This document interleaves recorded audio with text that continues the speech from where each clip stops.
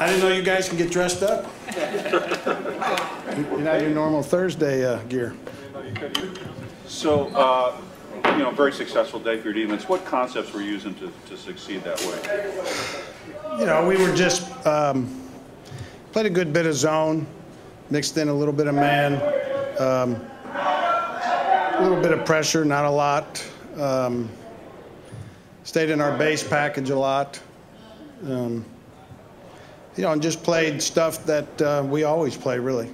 What did you see just that game that made you want to give Aaron Lynch more that play at that nickel pass rush spot? Well, as our pass rush hadn't been as good as we'd like the first 3 games. When Aaron's been in there, his has been a little bit better than some of the others, so felt it was justified to play him at this point in time. What did you see from him today?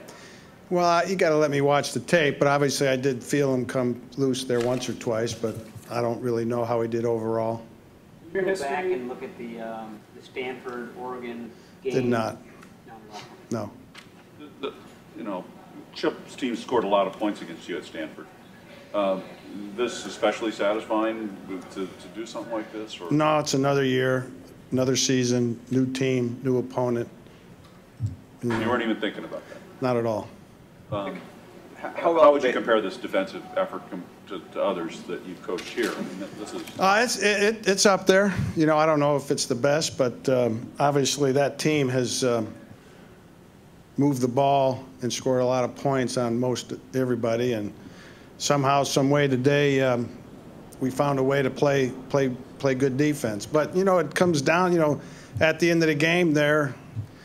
I thought we played good when they drove it down to the 2-yard line. The guy sticks a hell of a throw and a hell of a catch in there. One other one very similar.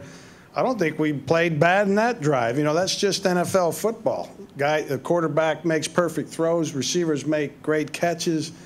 Why did it happen then and not earlier in the game? I don't know. Nobody knows that. But things just went our way today. We played good. Our players played great. They deserve all the credit. I really didn't want to come up here. I told Chaz to send the players in here to you, but he twisted my arm. The players played great.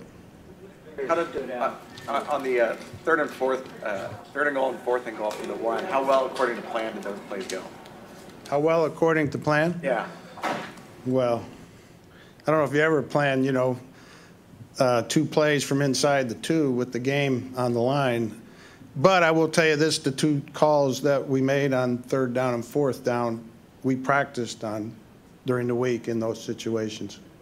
Talk about that Justin Smith play he made in 2011 against his team. It seemed like he was having another really big game.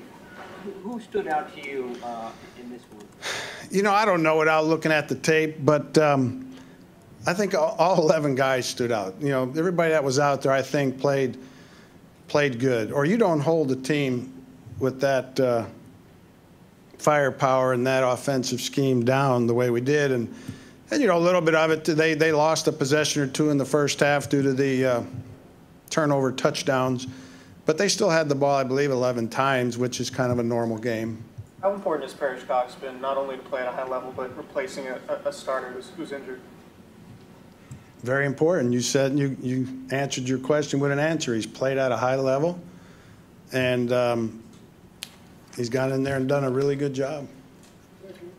Someone had told you last night the Eagles wouldn't cross their 43 until 4 minutes were left in the game. You would believe that? Probably not. Probably not. That's a weird game where you give up 3 touchdowns, the team does, when the defense is not on the field. I can remember being involved in one of those, but on the other end where we actually beat a team once where we scored 3 defensive touchdowns, and we won, I believe, 24-6 or something like that. But our offense today was able to move the ball when, eventually, whereas in that game that I'm talking about, we never moved it, but it's nice to, you never know how these games are going to play out. That's why, 16-game stats, the games are games. Each game's its own entity. Can it be hard for a defense sometimes to maintain its focus or intensity when the team is giving up those points that have nothing to do with the defense? Maybe initially, you know, when you're sitting there on the sideline and you see a touchdown scored without you being on the field, I'm sure there's a letdown. I have it too. I mean, I don't like seeing the touchdown scored, whether we're on the field or whatever. It still goes in their column and not ours. But our guys were pretty resilient. I thought they did a good job of handling the no huddle and the quick stuff well. We really stressed them on Friday on practice with the tempo and getting calls in and out, even to the point where we stressed them to where it was above and beyond what they would see, and that was the thinking behind that, and thought we handled that part of the game good. Vic, you touched on this earlier. How satisfying is it for your defense and for your group to come out and pitch a shutout today against the team, as you mentioned, that scores all these points? Well, it's satisfying, but, you know, if we would have won today 45-42 and they were all on us, that's satisfying too. So, you know, all it means is that we're 2-2. Our record's going to fall somewhere between 14-2 and 2-14. And we just got to get on to the next one. And who knows what next week's will look like. Was there a particular play today that maybe, you know, with our eyes we don't notice that was great that stands out for you? There probably is if I think hard enough, but One screen pass, I thought you guys were all over that. Yeah, you know, they're a great screen team, both to the backs, to the tight ends, to the receivers. They got one out on us. Luckily, there was a penalty call on that one. I'll tell you what stands out today. We had no penalties on defense.